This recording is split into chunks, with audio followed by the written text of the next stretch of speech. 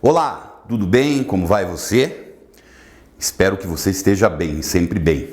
Sou Rivaldo Machado, professor de Geografia aqui do SAI Digital. Nós vamos começar na nossa aula de hoje, vamos continuar, melhor dizendo, a ver características a respeito do continente asiático. Para ser mais específico hoje, nós vamos dar continuidade à nossa aulinha aí anterior e nós vamos fazer alguns exercícios nessa aula que não são necessariamente os exercícios que aparecem no seu livro. São alguns exercícios um pouco diferentes que eu fui buscar em outras fontes aí. E esses exercícios eles não vão ser apenas e exclusivamente relacionados com o chamado aspecto humano, né? Então a gente viu que existem diversas características, por assim dizer, desse continente asiático nas aulas anteriores. Então nós vamos aproveitar aí e buscar uma relação entre esses conceitos e um pouquinho também da nossa população. Pense você assim, que esses exercícios eles vão servir para trazer novas informações para você e além dessas novas informações nós acabamos encontrando também a presença de uma forma de revisão para você fazer aí, tá certo? Vamos dar uma olhada nesses exercícios comigo? Então vamos embora. Então olha aí, ó. Primeiro exercício que eu já trago para você é da UDESC, uma faculdade que estão caindo no vestibular. Presta atenção. No subcontinente indiano, observa-se predomínio de população de classe média e média alta? Não, né? Porque nós acabamos sabendo que a Índia é um país que tem uma forte concentração de pobreza. Predomínio numérico de população masculina sobre a feminina? Difícil dizer, mas eu vou em frente. C. Ausência de conflitos internacionais pela disputa de recursos hídricos. Se nós vemos lá na aula de recursos hídricos, eu conversei com vocês um pouco dessa distribuição que é feita de forma irregular e gera conflitos aí, né? Predomínio da prática de religiões monoteístas. Pouca expressão econômica no cultivo de cereais, né? Então, o que nós acabamos encontrando aqui, a nossa resposta realmente é a resposta B. Então nós vamos ter aí uma informação nova para você lá na Índia, uma população masculina superior a essa população feminina, né? Então, mas isso aí não foi visto em sala de aula, não foi visto nas nossas aulas, como é que eu vou fazer? É simples, esse tipo de exercício, geralmente aparece a questão que você fica em dúvida, mas as outras é muito fácil para você ter certeza aí que elas estão incorretas, certo? Então, você vai pegando já o jeitinho de resolver isso aí com o professor Rivaldo. Vem aqui comigo. Segunda questão que nós temos aqui. Singapura, Taiwan, Hong Kong e Coreia do Sul são países que nos últimos anos têm mostrado forte crescimento econômico, caracterizado por uma economia aberta, com grande parte da produção destinada à exportação. Esses países, como é que eles são conhecidos? Então essa aí é muito simples, a resposta é a resposta D, tigres asiáticos. Então, hoje a China, a Índia e assim por diante, o próprio Japão num passado mais recente, eles são países que apresentaram crescimento econômicos muito grandes, né? Mas a industrialização deles é um pouquinho mais tardia, por assim dizer. O que nós acabamos percebendo que existe um grupo de países que eles são conhecidos como tigres asiáticos. E alguns deles estão aí, ó, Singapura, Taiwan, Hong Kong e Coreia do Sul, que são países que passaram por mudanças muito significativas nas suas economias nos últimos anos, e é onde nós acabamos percebendo que ocorreu o quê? Ocorreu um crescimento muito grande desta mesma economia. Então aí nós acabamos encontrando que esses são os nossos famosos tigres asiáticos. A lista é maior, tem novos e novíssimos tigres asiáticos aí. Mas aqueles que atingiram alto grau de desenvolvimento econômico são principalmente esses, onde a Coreia do Sul é um grande destaque e Singapura acompanha esse mesmo desenvolvimento. Tudo bem? Seguindo lá, mais uma vez.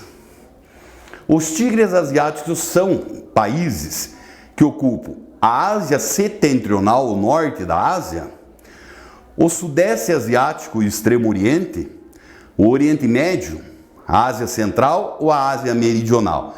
Então a maior parte desses países aí, eles se encontram nessa região que é conhecida como Sudeste Asiático e também no Extremo Oriente. Talvez essa expressão também seja uma expressão nova para você. O que significa esse Extremo Oriente?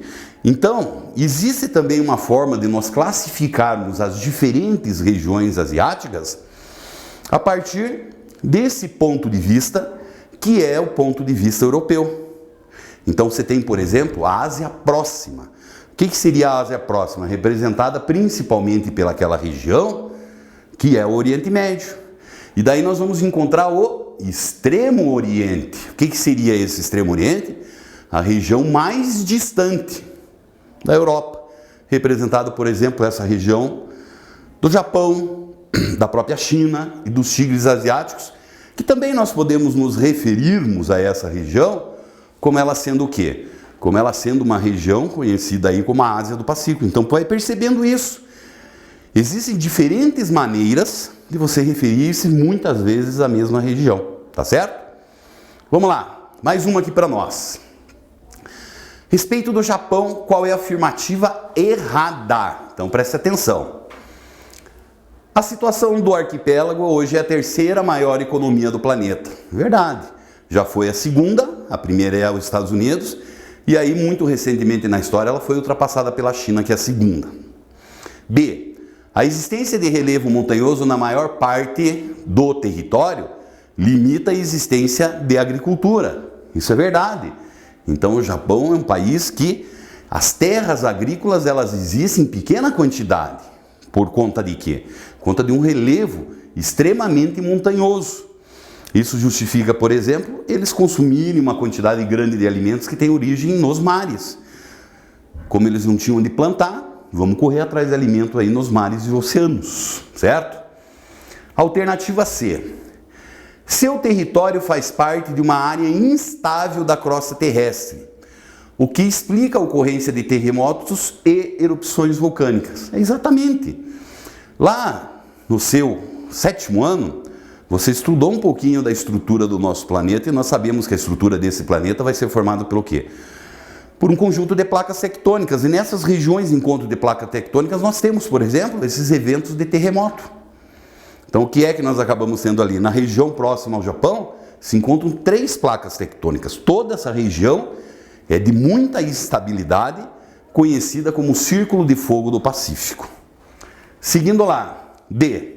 Enquanto o sul do arquipélago possui clima subtropical, o norte está sujeito a clima temperado com invernos muito rigorosos. Exatamente, temos isso aí também, mais uma característica. E a riqueza mineral do território é um dos principais fatores de crescimento industrial japonês. Não, aí você tem que marcar essa resposta aí, que é a resposta errada.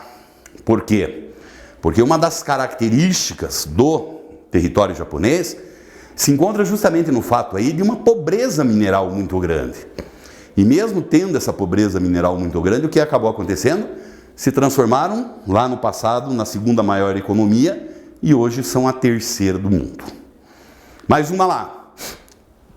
A maior parte da sua população vive no meio rural, ainda hoje. Embora existam grandes cidades, a urbanização é lenta. É um imenso mosaico étnico com estruturas sociais arcaicas, povos muito diferentes e, entre aspas, atrasados. Possui o maior rebanho bovino do mundo, mas muito mal aproveitado. Entre as suas paisagens geográficas destaca o Planalto do Deccan, o país que o texto se refere, né? Então, um país arcaico, que é um verdadeiro retalho, uma coxa de retalhos de diferentes culturas, né? Onde a gente vai apresentar, vai perceber que muitas das estruturas sociais deles, como o sistema de caça, são estruturas sociais, entre aspas, atrasadas, mas a palavra correta são arcaicas. Mas nessa questão nós temos uma alternativa que chama muito a nossa atenção. Qual é essa alternativa? A presença justamente aí da questão do maior rebanho bovino do mundo. Então nós estamos nos referindo à Índia, o maior rebanho do mundo por conta de quê? Por conta que justamente nós encontramos lá o gado, a vaca principalmente, como sendo um animal sagrado. Viu como veio informação em grande quantidade aí? Seguindo, Índia de novo. Constitui um dos países de maiores níveis de industrialização do terceiro mundo. Mas não é só por isso que a Índia chama atenção. Seus indicadores sociais mostram a extrema pobreza em que vive a maior parcela de sua grande população, que a propósito tem como uma de suas principais características ser majoritariamente islâmica na Índia, né? Sendo marcante a presença do xiismo, os xiitas, apresentar tradicional sistema de castas inerente ao hinduísmo, C.